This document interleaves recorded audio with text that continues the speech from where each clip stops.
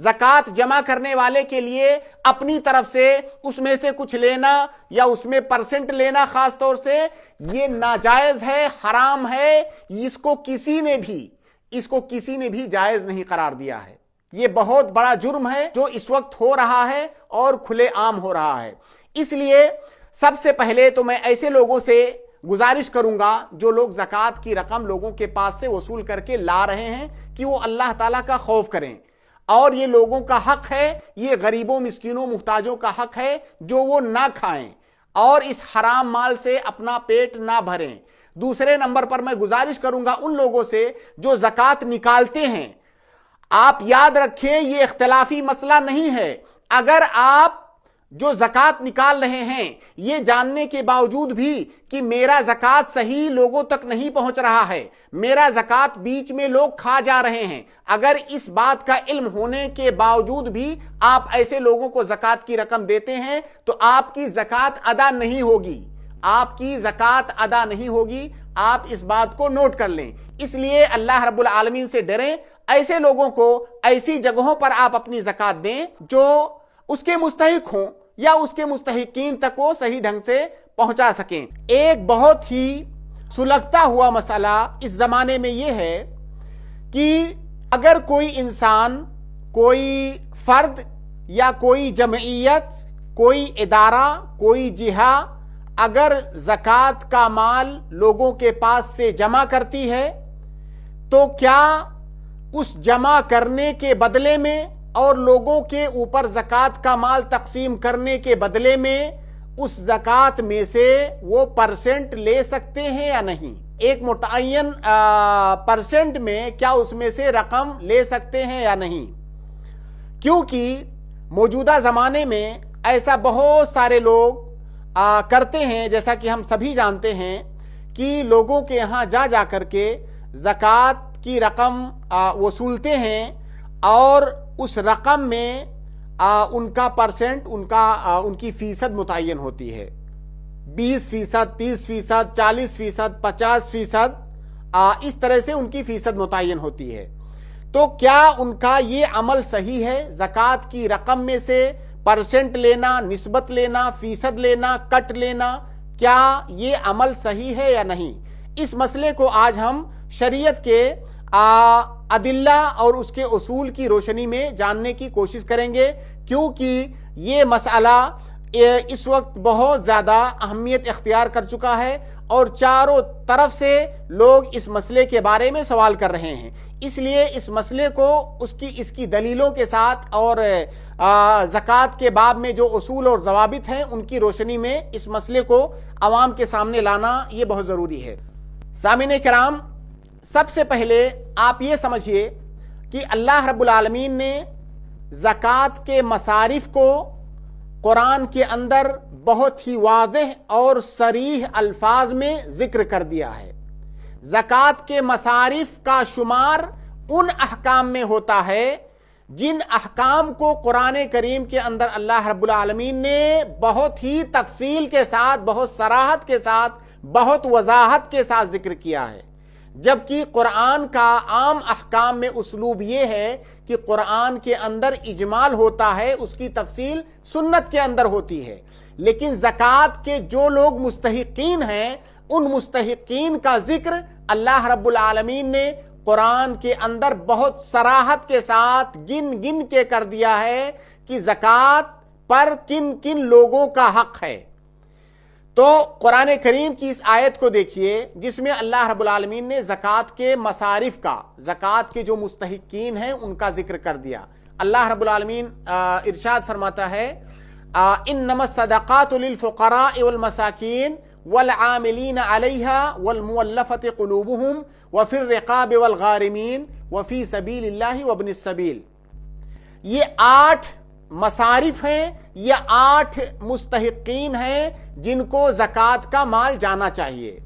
ان 8 میں سے زکوٰۃ کا ایک مستحق یا ایک صنف یا ایک مصرف ہے والعاملین علیہا۔ والعاملین علیہا سے کیا مراد ہے؟ سب سے پہلے ہم اس کو سمجھتے ہیں۔ والعاملین علیہا سے وہ لوگ مراد ہیں جو حاکم وقت کی جانب سے متعین کیے گئے ہیں زکوٰۃ کا مال لوگوں کے پاس سے وصول کر لانے کے لیے. جہاں پر جب اسلامی حکومت ہوا کرتی تھی یا اب بھی جہاں پر اسلامی حکومتیں ہیں بہت سارے ملکوں میں زکوٰۃ کا مستقل طور سے ڈپارٹمنٹ ہوتا ہے. اللہ کے نبی صلی اللہ علیہ وسلم کے وقت میں صحابہ کرام کے زمانے میں زکوٰۃ کا مکمل طور سے اس کا الگ جہہ ہوتا تھا, اس کا الگ ڈپارٹمنٹ ہوتا تھا اور زکوٰۃ کا مال وصول کر کے لا کے اکٹھا کیا جاتا تھا, پھر وہاں سے مستحقین کو تقسیم کیا جاتا تھا. تو ظاہر ہے یہ ایک بڑا کام ہے, اس میں افراد کی ضرورت ہوتی ہے جو کہ جگہ جگہ جائیں اور لوگوں سے زکوٰۃ کا مال وصول کر کے لائیں. تو حاکم وقت جن لوگوں کو زکوٰۃ کا مال وصول کر لانے کے لیے متعین کرتا ہے, ایسے لوگوں کو والعاملین علیہا قرآن کے اندر کہا گیا ہے. یعنی جو لوگ زکوٰۃ کا مال وصول کر لانے کے لیے امام کی طرف سے والی بنائے گئے ہیں. اللہ رب العالمین یہاں پر ایک نقطہ غور کرنے کا ہے, وہ یہ کہ اللہ رب العالمین نے والعاملین علیہا کہا. والعاملین علیہا سے مفسرین نے یہاں پر یہ نقطہ بیان کیا ہے کہ والعاملین علیہا کا مطلب ہے کہ وہ جو زکوٰۃ وصولنے کے لیے مقرر کیا گیا ہے وہ انسان حاکم وقت کی طرف سے مقرر کیا گیا ہے, اس کو ولایت حاصل ہے. لہو ولایت علیہا من الامام, کہ اس کو زکوٰۃ وصول کرنے پر ولایت ملی ہوئی ہے امام کی جانب سے. یہ ایک بات. دوسری بات یہ کہ ایسے لوگ جن کو امام نے یا حاکم وقت نے زکوٰۃ کی وصولنے کے لیے متعین کیا ہوا ہے, ہو سکتا ہے حکومت کی طرف سے ان کی تنخواہ اور متعین ہو. اگر ان کی تنخواہ متعین ہے تو انہیں زکوٰۃ سے کچھ بھی نہیں دیا جائے گا.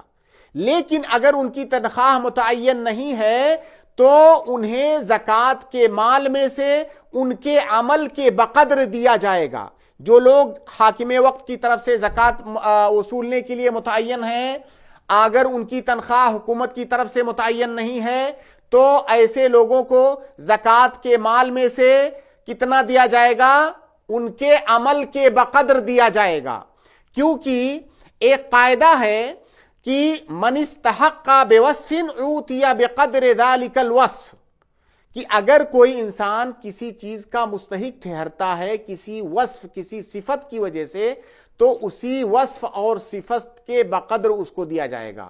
تو ظاہر ہے یہ لوگ جو کہ زکوٰۃ وصول کر لانے والے ہیں اور امام وقت کی طرف سے حاکم وقت کی طرف سے متعین کیے گئے ہیں, ان کو زکوٰۃ میں سے کیوں دیا جا رہا ہے؟ ان کو ان کے عمل کی وجہ سے دیا جا رہا ہے. ان کو جو ان کے اندر عمل کا وصف ہے اس وصف کی وجہ سے انہیں زکوٰۃ میں سے دیا جا رہا ہے اور وہ اس کے مستحق ہیں. لہذا انہیں ان کے عمل کے بقدر ہی دیا جائے گا, جتنا ان کا کام ہوگا اسی کے مطابق ان کو زکوٰۃ میں سے مال دیا جائے گا. یہ دوسری بات.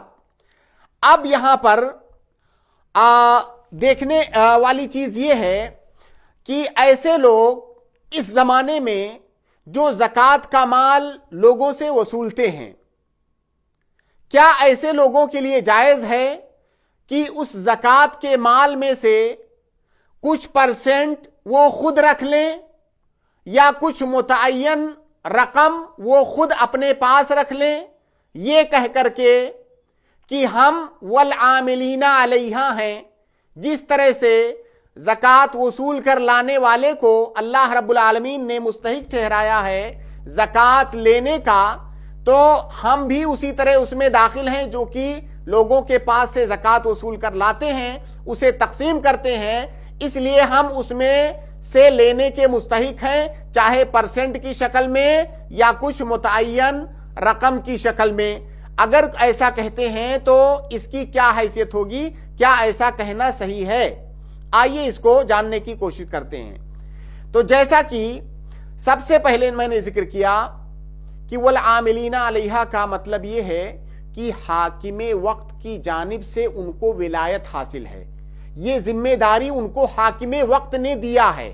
گویا کہ اگر کوئی آدمی آگے بڑھ کر کے خود یہ کام کر رہا ہے تو وہ والعاملین علیہا نہیں ہوگا, یہ والعاملین فیہا کہا جائے گا. عربی کے اسلوب میں اسے والعاملین علیہا نہیں کہا جائے گا, کیونکہ اسے کسی کی طرف سے ولایت ذمہ داری نہیں دی گئی ہے. اس نے وہ کام خود آگے بڑھ کر کے اپنے ذمے لیا ہے, اس لیے والعاملین علیہا کے حکم میں, اس کے دائرے میں وہ نہیں آئے گا, بلکہ والعاملین فیہا ہوگا.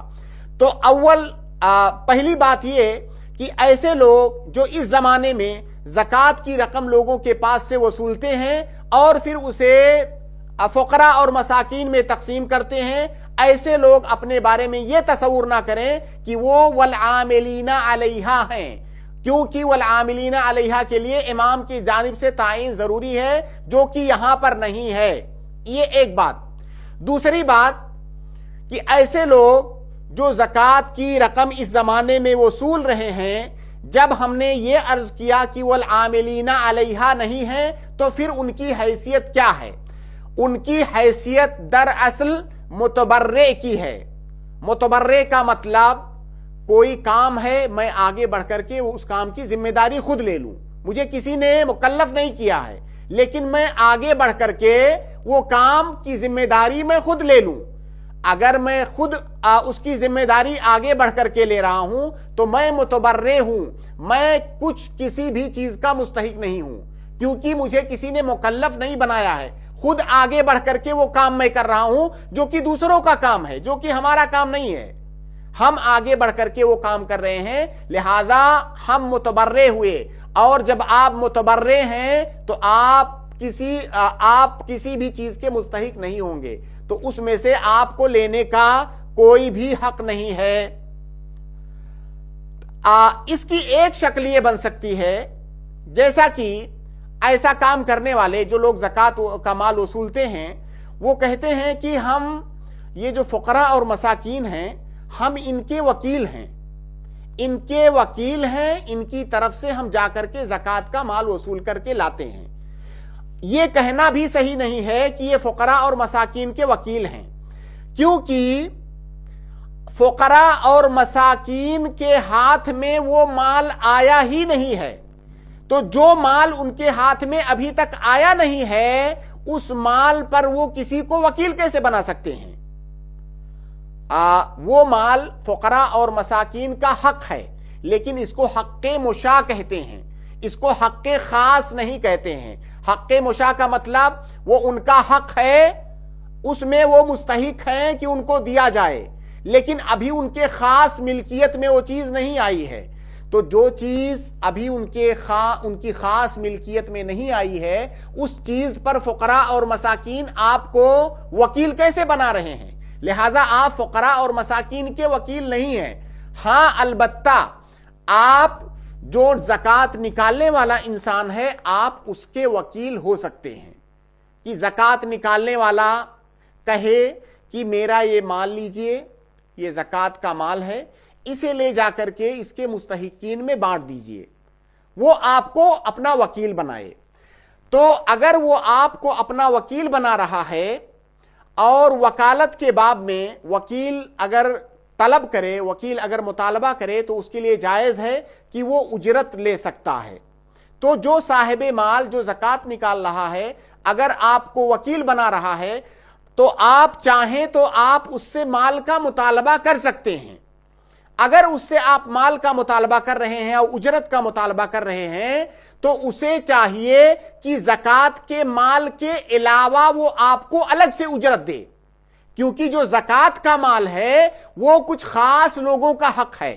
وہ اس زکوٰۃ نکالنے والے شخص کے لیے یہ جائز نہیں ہے کہ وہ زکوٰۃ کے مال میں سے آپ کی اجرت دے. جو زکوٰۃ کا مال ہے وہ کسی اور کا ہے, وہ جو ذمہ داری اس کی تھی کہ زکوٰۃ کو پہنچاتا, وہ ذمہ داری خود نہ ادا کر کے وہ جب آپ کو وکیل بنا رہا ہے کہ میرا مال غریبوں اور مسکینوں تک پہنچا دیجئے, تو گویا کہ وہ آپ کو اجیر رکھ رہا ہے, آپ جو اس کے وکیل ہیں اور اپنی وکالت پر آپ اجرت طلب کر رہے ہیں، اسے چاہیے کہ وہ الگ سے آپ کو مال دے، اس زکوٰۃ میں سے وہ نہیں دے سکتا۔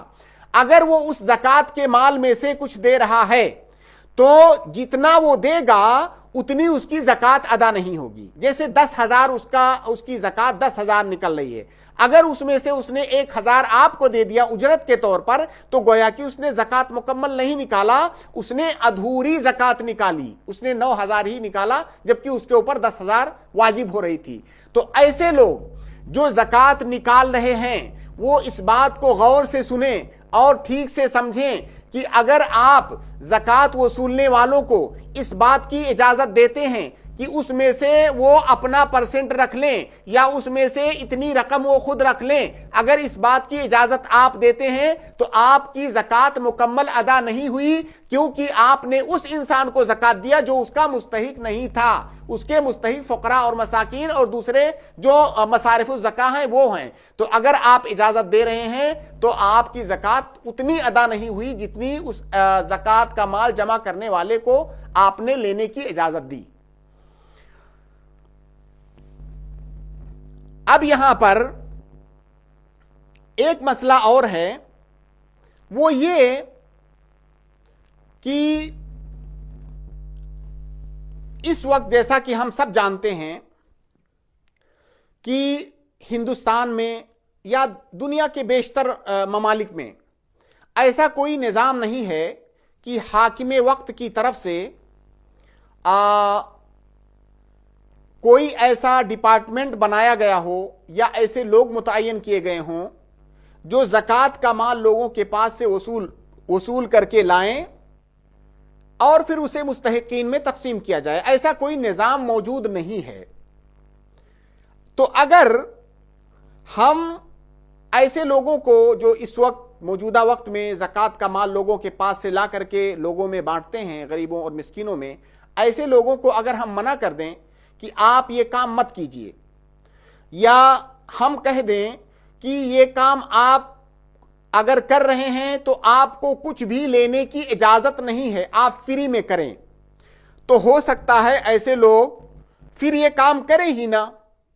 اور ایسی صورت میں یہ خطرہ ہے، بہت زیادہ امکان ہے کہ زکوٰۃ کا بہت سارا مال اس کے مستحقین تک نہیں پہنچے گا اور ادھر ادھر ضائع ہو جائے گا، کیونکہ یہ لوگ جو زکوٰۃ کا مال وصول کر کے پرسنٹ لے رہے ہیں، اگر ان سے یہ کہہ دیا جائے کہ آپ اس میں سے کچھ نہیں لے سکتے، تو مجھے نہیں لگتا ہے کہ لوگ عموماً یہ فری میں یہ کام کرنے کے لیے تیار ہوں گے۔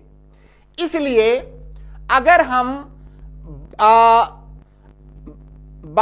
ہم مصلحت کے طور پر مصلحت کی رعایت کرتے ہوئے یا جو ممکنہ نقصانات ہیں زکوٰۃ کے مال کے ضائع ہونے کو لے کر کے، اگر اس سے بچنے کے لیے ہم تھوڑی دیر کے لیے یہ جو زکوٰۃ وصول کرنے والے ہیں ان کو ہم والعاملین علیہا کے درجے میں مان لیں، کیونکہ ہمارے ہاں ایسا کوئی نظام نہیں ہے جہاں پر زکوٰۃ کا مال اکٹھا کیا جاتا ہو، تو تھوڑی دیر کے لیے اگر ہم، اور ظاہر ہے ہماری شریعت میں کئی ایسے مسائل ہیں جہاں پر ضرورت کے وقت بہت ساری چیزیں جائز کی جاتی ہیں تاکہ کسی بڑے نقصان سے، بڑے مفسدت سے بچا جائے، تو تھوڑی دیر کے لیے اگر ہم یہ گنجائش نکالیں کہ یہ جو زکوٰۃ وصولنے والے ہیں یہ لوگ والعاملین علیہا کے حکم میں ہیں، تو اگر ہم ان کو والعاملین علیہا کے حکم میں مان لیتے ہیں تو کیا ایسی صورت میں ان کے لیے زکوٰۃ کے مال میں سے پرسنٹ لینا یا کچھ رقم لینا جائز ہوگا یا نہیں، اس پر غور کرتے ہیں۔ جیسا کہ میں نے عرض کیا کہ والعاملین علیہا جو ہیں ان کو ان کے عمل کے بقدر ہی دیا جائے گا، جتنا ان کا عمل ہوگا اسی کے بقدر ان کو زکوٰۃ کے مال میں سے دیا جائے گا۔ اب اگر ان زکوٰۃ کے وصول کرنے والوں کو والعاملین علیہا کے حکم میں مصلحت کے طور پر یا ضرورت کے طور پر نقصانات سے بچنے کے لیے والعاملین علیہا کے حکم میں ہم مان لیں، تو ان کو फकत उतना लेने की इजाजत या उतना लेने की गुंजाइश होगी जितनी ये मेहनत कर रहे हैं, और इसको फुक़हा की ज़बान में उजरतुल मिस्ल कहा जाता है। इनको सिर्फ उजरतुल मिस्ल लेने की इजाजत होगी, और उजरतुल मिस्ल लेने का मेयार ये है कि आप अपने आप को देखें कि आपकी हैसियत का आदमी, आपके जैसी क्वालिफिकेशन का आदमी आपके समाज और मुआशरे में उसको इस जैसे काम की कितनी तनख्वाह मिलती है। आप जैसी सलाहियत, आप जैसी अहलियत का हामिल इंसान अगर ये काम इस समाज और मुआशरे के अंदर करता है तो उसे कितनी मजदूरी और कितना मेहनताना मिलता है, उतना ही लेना आपके लिए जायज होगा, उससे ज्यादा लेना जायज नहीं होगा। अगर उससे ज्यादा ले रहे हैं आप तो वो हराम है, उससे ज्यादा आप ले रहे हैं तो ये लेना आपके लिए जायज नहीं है। और ये भी आप ये याद रखें कि ऐसा हमने बवक्ते जरूरत और मसलहत के लिए और नुकसानात से बचने के लिए आपको वल आमिलीना अलैहा के दर्जे में हम बवक्ते मजबूरी रख रहे हैं, उस सूरत में आपके लिए उजरतुल मिस्ल लेना जायज है, वरना लेना कुछ भी नहीं जायज होता। तो अगर कोई इंसान जो ज़कात का माल जमा कर रहा है लोगों के पास से, अगर वो बगैर मजदूरी के बगैर उजरत के काम नहीं करना चाहता है तो वो उतना ही ले सकता है जितना कि उसका अमल है। उसकी उस जैसी हैसियत का आदमी, उस जैसी सलाहियत का आदमी कितनी तनख्वाह, कितनी मजदूरी का मुस्तहिक है, उतना ही ले सकता है। जबकि हो क्या रहा है इस वक्त कि लोग परसेंटेज मुतय्यन करके रखते हैं, 20, 30, 40, 50, वल्लाहु आलम, उससे ऊपर उससे नीचे। परसेंट में क्या होता है, अगर आपने 1 करोड़ 50 लाख 25 लाख ज़कात की रकम इकट्ठा की 2 दिन में, 4 दिन में, 1 हफ्ते में, एक झटके के अंदर लाखों की रकम आपके पास आ गई, क्या आप उस लाखों की रकम के मुस्तहिक हैं? क्या आपकी अहलियत, आपकी सलाहियत, आपका क्वालिफिकेशन जो है, उस जैसे क्वालिफिकेशन के आदमी को आपके समाज और मुआशरे में इतनी मेहनत की इतनी रकम मिलती है? कतअन नहीं। सामिने किराम, इस वक्त हो क्या रहा है कि जैसा कि मैंने शुरू में अर्ज किया कि ज़कात का जो माल है उस सही लोगों तक, सही मुस्तहिकीन तक ना पहुंच पाने की वजह से ज़कात का या ज़कात का जो निज़ाम है हमारी शरीयत के अंदर, उसका खातिर खा फायदा नहीं हो रहा है। और जो इंसान गरीब है, जो कि उस ज़कात का मुस्तहिक था, वो गरीब का गरीब बना है। लेकिन जो लोग ज़कात का माल लोगों के पास से इकट्ठा कर रहे हैं वो दिन ब दिन अमीर होते जा रहे हैं। आप याद कीजिए, आप याद रखिए कि बहुत सारे मसाइल ऐसे होते हैं जो इख्तिलाफी होते हैं, उसमें आपको आ करके बहस और मुनाक़शे की गुंजाइश होती है कि आप कुछ बहस और मुनाक़शा करें। यह मसला जिसके सिलसिले में हम गुफ्तगू कर रहे हैं, इसमें कोई इख्तिलाफ नहीं है। ज़कात जमा करने वाले के लिए अपनी तरफ से उसमें से कुछ लेना या उसमें परसेंट लेना खास तौर से ये नाजायज है, हराम है। इसको किसी ने भी जायज नहीं करार दिया है। ये बहुत बड़ा जुर्म है जो इस वक्त हो रहा है और खुले आम हो रहा है। इसलिए सबसे पहले तो मैं ऐसे लोगों से गुजारिश करूंगा जो लोग ज़कात की रकम लोगों के पास से वसूल करके ला रहे हैं कि वो अल्लाह ताला का खौफ करें। और ये लोगों का हक है, ये गरीबों, मिस्कीनों, मुहताजों का हक है जो वो ना खाएं और इस हराम माल से अपना पेट ना भरें। दूसरे नंबर पर मैं गुजारिश करूंगा उन लोगों से जो ज़कात निकालते हैं, आप याद रखें ये इख्तिलाफी मसला नहीं है। अगर आप जो ज़कात निकाल रहे हैं ये जानने के बावजूद भी कि मेरा ज़कात सही लोगों तक नहीं पहुंच रहा है, मेरा ज़कात बीच में लोग खा जा रहे हैं, अगर इस बात का इल्म होने के बावजूद भी आप ऐसे लोगों को ज़कात की रकम देते हैं तो आपकी ज़कात अदा नहीं होगी, आपकी ज़कात अदा नहीं होगी। आप इस बात को नोट कर लें। इसलिए अल्लाह रब्बुल आलमीन से डरें। ऐसे लोगों को ऐसी जगहों पर आप अपनी ज़कात दें जो उसके मुस्तहिक हों या उसके मुस्तहिकीन तक वो सही ढंग से پہنچا سکیں۔ اللہ رب العالمین ہم سب لوگوں کو ہدایت دے، اللہ رب العالمین ہمیں عقل حلال کی توفیق عطا فرمائے، اللہ رب العالمین ہمیں رزق حلال تلاش کرنے کی توفیق عطا فرمائے، اللہ رب العالمین ہمیں حرام سے بچائے۔ والسلام علیکم ورحمۃ اللہ وبرکاتہ۔